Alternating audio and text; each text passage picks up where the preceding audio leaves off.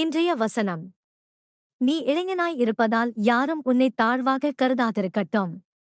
பேச்சு, நடத்தை, அன்பு, நம்பிக்கை, தூய்மை ஆகியவற்றில் நீ விசுவாசிகளுக்கு முன்மாதிரியாய் விளங்கு. 1 தீமோத்தேயு அதிகாரம் 4, வசனம் 12. Let no one despise your youth, but set the believers an example in speech and conduct, in love, in faith, in purity. 1 Timothy chapter 4, verse 12. ஜெபம். பரலோக தந்தையே, உம்முடைய அன்பு, தூய்மை, விசுவாசம் மற்றும் கிருபையின் உதாரணங்களாக வாழ எங்களை அழைத்ததற்கு நன்றி. எங்கள் பேச்சு, நடத்தை, அன்பு, விசுவாசம் மற்றும் தூய்மை ஆகியவற்றில் நாங்கள் தவறிய நேரங்களை நாங்கள் ஒப்புக்கொள்கிறோம். எங்களை மன்னியுங்கள் ஆண்டவரே.